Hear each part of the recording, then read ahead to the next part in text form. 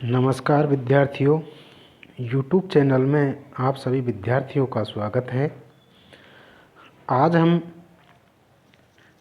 भूगोल के ई कंटेंट की श्रृंखला में BA पार्ट फर्स्ट ईयर के पेपर फर्स्ट फिजिकल ज्योग्राफी अर्थात भौतिक भूगोल के अंतर्गत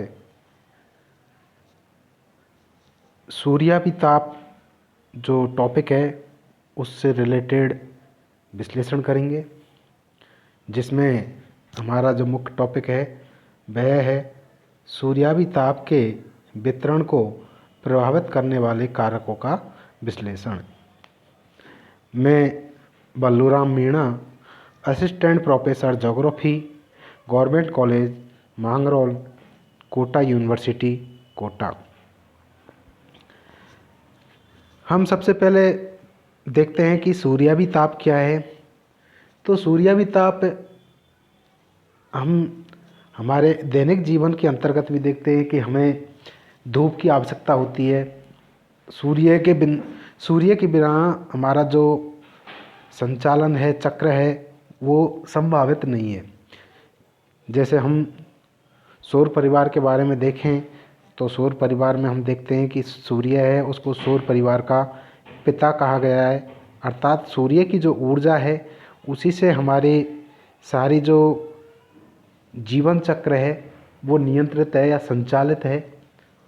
और इस सूर्य से जो सूर्य ताप है या सौर विकिरण है, जो किरणों के रूप में धरातल तक पहुंच पाती है या पृथ्वी तक पहुंच पाती है, वह सूर्य ताप के नाम से जाना जाता है। हम सामान्य तौर से ही देखते हैं कि जब हम सूर्य के सम्मुख हमारे नेत्रों से झांकते हैं, देखते हैं, तो सूर्य में अनंत किरणें हमारी ओर आती हुई प्रतीत होती है। तो ये जो किरणें हैं जो हमारी ओर आती हुई प्रतीत हो रही है, इसी तरीक़ा से सूर्य से चारों तरफ ये किरणें प्रतीत होती है। मैं इसी में एक डायग्राम बना रहा हूँ हाथ से ही, जैसे ये सूर्य है तो इसमें छोटी छोटी किरणें इस तरीक़ा से आप चारों तरफ जाती हुई प्रतीत देखते हो। तो ये जो किरणों से जो ऊर्जा हमारे धरातल तक पहुंच पाती है, यही ऊर्जा सामान्य तौर से हम कहें तो सौर विकिरण या सूर्याभिताप के नाम से जाना जाता है। जैसे ये सूर्य है और इस सूर्य से ये चारों तरफ किरणें हैं, ये निकली हुई हैं, और इन किरणों के माध्यम से ही सौर ऊर्जा निकलती है। तो हमारे ये पृथ्वी तक ये सौर ऊर्जा जिस रूप में प्राप्त होती है, तो इसी सौर ऊर्जा को हम सूर्याभिताप के नाम से जानते हैं। अब हम सामान्य तौर से देख लेते हैं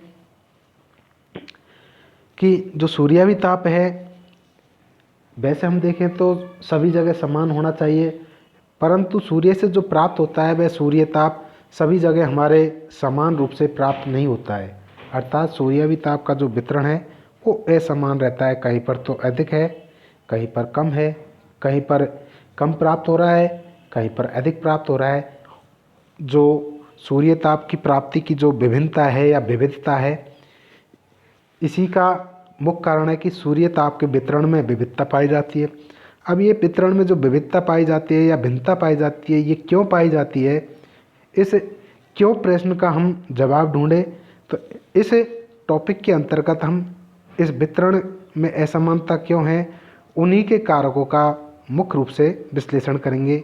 एक बार पुनः मैं आपको अंडरलाइन करके बता रहा हूँ कि सूर्यताप का वितरण है वो असमान क्यों है, अर्थात सूर्यताप को निर्धारित या प्रभावित करने वाले कारक ऐसे कौन कौन से हैं जिनकी वजह से सूर्यताप है उसके वितरण में असमानता पाई जाती है।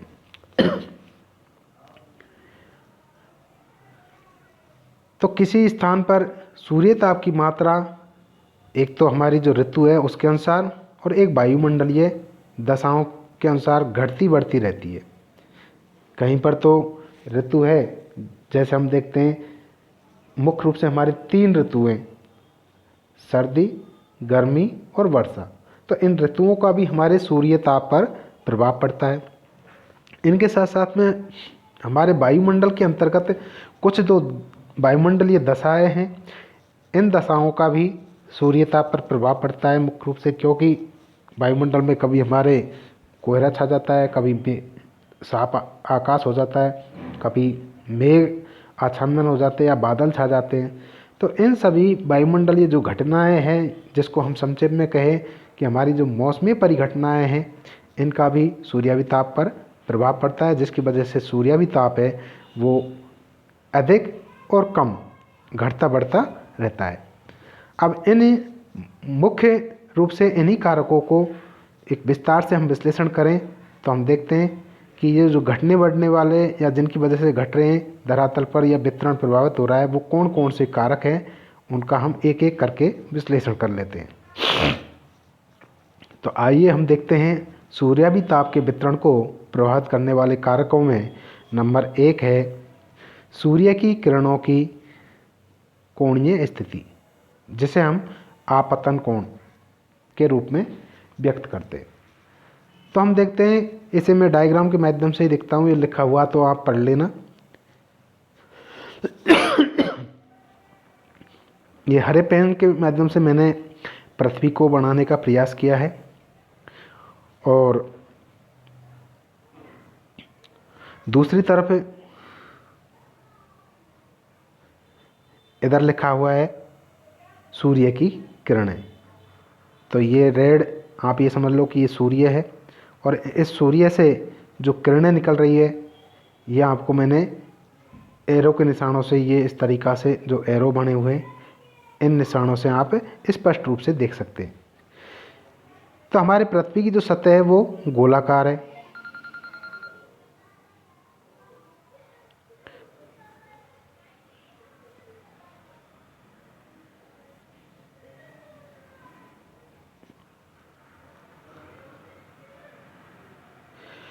पृथ्वी की सतह गोलाकार होने के कारण आप देख रहे हो स्पष्ट रूप से कि सूर्य की किरणों के सम्मुख ये जो भाग है ये गोला रूप में है।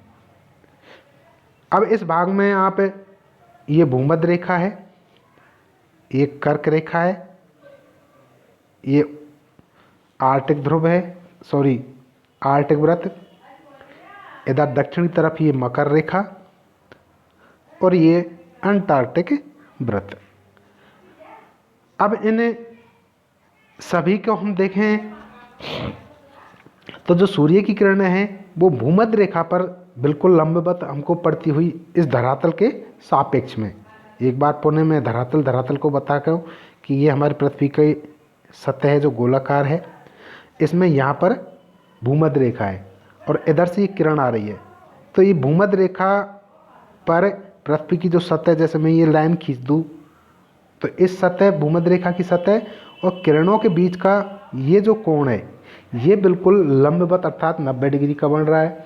तो यहाँ पर तो सूर्य की किरणें हैं वो लंबवत आपको प्रतीत होंगी।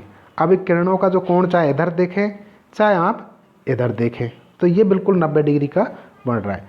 परंतु इसी स्थिति को हम चाहे उत्तरी ध्रुव की तरफ जाए भूमध्य रेखा से, चाहे दक्षिणी ध्रुव की तरफ जाए, इस गोलाकार सतह पर ही यदि हम इधर नॉर्थ है और इधर साउथ है, उत्तरी ध्रुव और दक्षिणी ध्रुव, और ये भूमध्य रेखा, तो सूर्य की किरणों के संदर्भ में यदि हम भूमध्य रेखा से उत्तर की तरफ जाते हैं तो हम देखते हैं कि पृथ्वी की जो सतह है उसमें और सूर्य की जो किरणों के बीच का जो कोण है, आपतन कोण है, वो 90 डिग्री के बजाय कम या ज़्यादा होता जाता है। जैसे आप इधर से देखेंगे तो हमारी पृथ्वी की सतह, ये पृथ्वी की सतह है और इधर से सूर्य की किरणें ये आ रही है। अब इनके बीच का ये कोण है, तो ये कोण, क्योंकि यहाँ पर पृथ्वी की सतह के माध्यम से ये कोण है वो 90 डिग्री से कम होता गया है, जबकि हमने यहाँ भूमध्य रेखा पर देखा कि भूमध्य रेखा पर ये कोण है जो बिल्कुल ही लंबवत था अर्थात 90 डिग्री का था। तो ये आपतन कोण है वो कम होता गया, अर्थात यहाँ पर जो किरणें हैं धरातल के संदर्भ में हम देखें तो ये किरणें यहाँ पर तिरछी महसूस हो रही है, क्योंकि धरातल का जो सरफेस है यहाँ पर इस तरीक़ा से होना चाहिए वैसे तो, कि मान के चलो ये बिंदु है तो इस पर ये सतह हो गई 90 डिग्री, एक तरीक़ा से स्पर्श रेखा खींचे तो।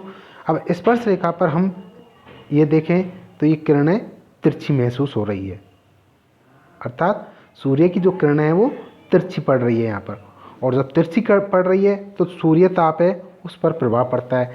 जबकि इसी स्थिति को हम विषुवत रेखा के ऊपर देखते हैं, अर्थात भूमध्य रेखा पर देखते हैं। यहाँ भूमध्य रेखा है और यहाँ पर यदि हम एक स्पर्श रेखा खींचते हैं तो ये 90 डिग्री पर लंबवत है, और लंबवत है यहाँ पर जो किरण है, इधर सूर्य की किरण आ रही है, ये किरण बिल्कुल ही लंबवत है, 90 डिग्री का कोण बना रही है, अर्थात यहाँ पर तिरछी नहीं है। जबकि भूमध्य रेखा से उत्तर की तरफ जाएंगे तो तिरछी हो जाएंगी और दक्षिण की तरफ जाएंगे तो तिरछी हो जाएंगी। तो आप निष्कर्ष रूप में इस चीज़ को समझ सकते हैं कि जहाँ पर सूर्य की किरणें तिरछी पड़ रही है वहाँ पर सूर्य भी ताप है, उसकी मात्रा है वो फैल जाती है, सूर्य भी ताप है वो फैल जाता है, और फैलने की वजह से वहाँ सूर्य भी ताप है वो कम प्राप्त होता है। जबकि जहाँ पर लंबवत है वहाँ पर सूर्य भी ताप है वो अधिक प्राप्त होता है, अर्थात भूमध्य रेखा पर सूर्य भी ताप अधिक प्राप्त होता है, और भूमध्य रेखा से जैसे जैसे हम उत्तर की तरफ जाएंगे चाहे हम दक्षिण की तरफ जाएंगे तो सूर्य भी ताप में कमी महसूस होगी। तो ये पहला मुख्य कारण है जिसमें सूर्य की जो किरण है उनका तिरछापन या आपतन कोण है उसकी वजह से सूर्य भी ताप है वो प्रभावित होता है। अब नेक्स्ट कारक है दिन की अवधि।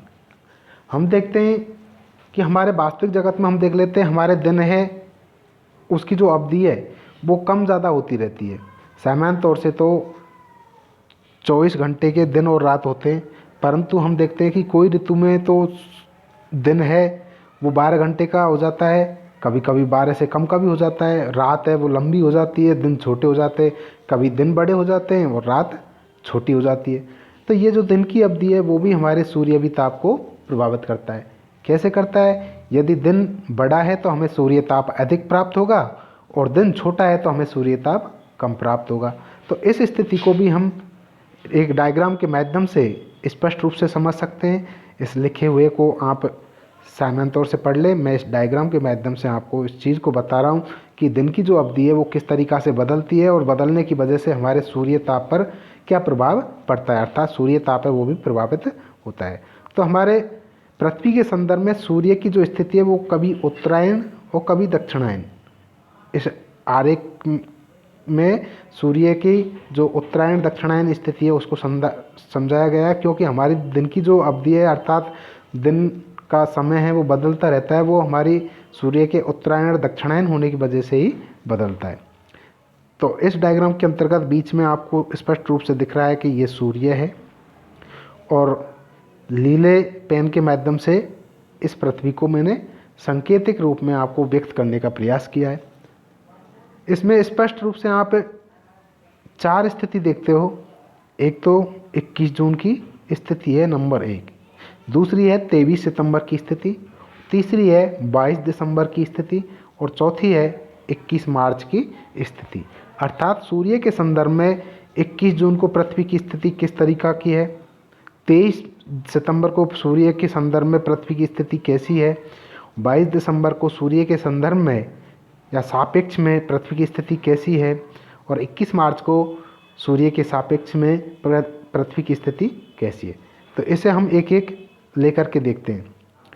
21 जून को हम सामान्य तौर से खूब अच्छे से समझते हैं कि हमारी पृथ्वी है वो अपने अक्ष पर 23.5 डिग्री झुकी हुई है। तो हम सामान्य तौर से पढ़ते भी आए कि सूर्य 21 जून को कर्क रेखा पर लंबवत चमकता है। अब कर्क रेखा किधर है? भूमध्य रेखा से उत्तर की तरफ है। तो भूमध्य रेखा से जब उत्तर की तरफ है तो भूमध्य रेखा से उत्तरी ध्रुव की ओर जैसे जैसे हम बढ़ते जाएंगे तो कर्क रेखा पर जब सूर्य लंबवत चमक रहा है तो उत्तरी गोलार्ध में दिन है उनकी लंबाई बढ़ जाएगी, अर्थात दिन की जो अवधि है वो लंबी हो जाएगी। जबकि 21 जून को दक्षिणी गोलार्ध के अंतर्गत अर्थात मकर भूमध्य रेखा से और दक्षिणी ध्रुव तक की जो दिन की अवधि है वो कम हो जाएगी। तो उत्तरी गोलार्ध में दिन की अवधि है वो बढ़ गई है और दक्षिणी गोलार्ध में दिन की अवधि घट गई है। तो अब दिन की अवधि जिधर बढ़ गई है उधर तो सूर्य ताप अधिक प्राप्त होगा और जिधर कम है उधर कम प्राप्त होगा। अर्थात मैं सरल शब्दों में कहूँ तो उत्तरी गोलार्ध में सूर्य ताप है वो अधिक प्राप्त होगा क्योंकि दिन की अवधि है वो लंबी है, जबकि दक्षिणी गोलार्ध में सूर्य ताप है वो कम प्राप्त होगा। ये है हमारी 21 जून की स्थिति। अब नेक्स्ट स्थिति को देखते हैं, क्योंकि हम देखते हैं कि कर्क रेखा पर लंबवत चमकने के बाद में धीरे धीरे 21 जून के बाद में सूर्य है वो वापस भूमध्य रेखा की ओर जाता है। तो ये 23 सितंबर को भूमध्य रेखा पर बिल्कुल लंबवत चमकता है। जैसे 21 जून को कर्क रेखा पर लंबवत चमकता है, ऐसे ही 23 सितंबर को भूमध्य रेखा पर लंबवत चमकता है। और जब भूमध्य रेखा पर सूर्य लंबवत चमकता है तो संपूर्ण पृथ्वी पर जो दिन रात है वो बराबर हो जाता है।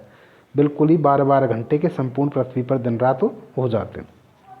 तो जिसकी वजह से इस समय सभी जगह सूर्य ताप है वो समान रूप से मिलना चाहिए। लेकिन पहले ही मैंने बता दिया कि पृथ्वी की जो आपतन कोण है उनकी वजह से ध्रुवों की ओर तो कम प्राप्त होगा और भूमध्य रेखा पर अधिक प्राप्त होगा। तो वो आपतन कोण की वजह से। वैसे सामान्य तौर पर हम इस 23 सितंबर की स्थिति के आधार पर देखें तो सूर्य ताप है वो सूर्य ताप सभी जगह समान मिलना चाहिए। तो 23 सितंबर को हमारे सूर्य की जो स्थिति है वो भूमध्य रेखा पर होती है और इस दिन 23 सितंबर को संपूर्ण पृथ्वी पर दिन और रात 12-12 घंटे के हो जाते हैं। इसके बाद फिर सूर्य दक्षिणायन जाने लगता है, अर्थात भूमध्य रेखा से दक्षिण की ओर मकर रेखा पर जाता है। तो ये स्थिति 22 दिसंबर को आती है। तो 22 दिसंबर को हम देखते हैं कि जैसे जैसे हमारी सूर्य की स्थिति है दक्षिण की ओर मकर रेखा पर पहुंचती है तो मकर रेखा पर सूर्य है वो लंबवत चमकने लगता है। और जब मकर रेखा पर सूर्य लंबवत चमकता है तो हम स्पष्ट रूप से पहले समझ चुके हैं कि जब मकर रेखा पे या दक्षिणी गोलार्ध की तरफ सूर्य है तो दक्षिणी गोलार्ध में सूर्य की जो संदर्भ में हमारे दिन की अवधि है वो बढ़ जाएगी और रात है वो छोटी हो जाएगी, जबकि उत्तरी गोलार्ध में सूर्य के संदर्भ में ही जो दिन की अवधि है वो कम हो जाएगी और रात है वो लंबी हो जाएगी। तो जिससे हम सरल शब्दों में मैं आपको पुनः बता देता हूँ कि 22 दिसंबर के दिन है, इस दिन उत्तरी गोलार्ध में सूर्य विताप कम प्राप्त होता है जबकि दक्षिणी गोलार्ध में सूर्य विताप अधिक प्राप्त होता है। अब इसके बाद में धीरे धीरे वापस मकर रेखा से पुनः भूमध्य रेखा की ओर सूर्य वापस होने लगता है। तो सूर्य मकर रेखा से भूमध्य रेखा की ओर जब वापस होता है तो ये स्थिति आती है हमारी 21 मार्च को। जो हमारी 23 सितंबर की स्थिति थी ना वो कि वही सेम स्थिति हमारी फिर 21 मार्च को आ जाती है। अर्थात 21 मार्च को पुनः हमारी पृथ्वी की जो भूमध्य रेखा है उस पर सूर्य लंबवत चमकने लगता है। तो फिर 21 मार्च को पुनः संपूर्ण पृथ्वी पर दिन रात है वो बराबर हो जाते हैं, जिसकी वजह से सूर्य विताप है वो एक तरीक़ा से समान वितरित होने लगता है। फिर पुनः 21 मार्च के बाद में फिर वापस वही स्थिति आती है कि ये जो सूर्य भूमध्य रेखा से उत्तरायण की ओर जाने लगता है। अर्थात 21 मार्च के बाद में पुनः 21 जून वाली स्थिति आती है और भूमध्य रेखा से उत्तर की ओर जाकर के कर्क रेखा पर लंबवत चमकने लगता है। तो इसी से हमारी जो ऋतुएं हैं वो भी परिवर्तित होती है और ऋतुओं के परिवर्तन के होने की वजह से ही हमारे दिन रात इसी स्थिति के कारण हमारी जो दिन रात है उनकी जो अवधि है उनमें भी परिवर्तन होता रहता है और इन परिवर्तनों की वजह से ही हमारे सूर्य ताप है उस पर प्रभाव पड़ता है, अर्थात निर्धारित होता है। तो कभी तो उसी ऋतु में या जब दिन छोटे होते हैं या बड़े होते हैं तब कभी कम प्राप्त होता है सूर्य विताप पर कभी अधिक प्राप्त होता है। तो मैं उम्मीद रखता हूँ कि आप इस डायग्राम के माध्यम से आप अच्छे से समझ पाए होंगे।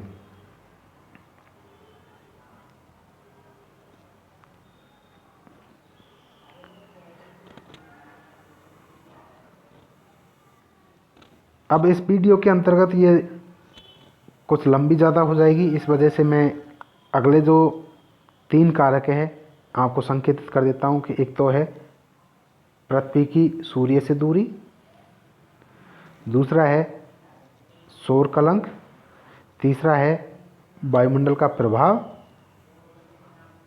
चौथा है स्थल व जल का प्रभाव और पांचवा है धरातल का रंग व स्वरूप। इन कारकों को मैं इसी की सेकंड वीडियो के अंतर्गत आपको विश्लेषित करके विस्तार से समझाऊंगा, क्योंकि वीडियो काफ़ी लंबी हो जाती है तो देखने में भी बोरिंग महसूस होती है। तो मैंने आज आपको सूर्य के जो ताप है उसके वितरण को प्रभावित करने वाले मुख्य कारकों के अंतर्गत पहला तो सूर्य की किरणों की जो कोणीय स्थिति है, आपतन कोण है, उसे मैंने आपको डायग्राम से खूब अच्छे से इस डायग्राम से समझाने का प्रयास किया है, और मैं उम्मीद रखता हूँ कि आप पूर्ण अच्छे तरीक़ा से इसे समझ चुके होंगे। और दूसरा जो महत्वपूर्ण कारक है वो दिन की अवधि को मैंने समझाया है। तो मैं इसके बारे में भी पूरी आशा और उम्मीद है कि आप सूर्य की जो उत्तरायण दक्षिणायन स्थिति है इसे आप समझ चुके होंगे, और इसके बाद में इस मुख्य बिंदु को भी आप समझ चुके होंगे कि सूर्य की उत्तरायण और दक्षिणायन स्थिति के कारण ही हमारे पृथ्वी पर जो सूर्यावी ताप का वितरण है वो प्रभावित होता है।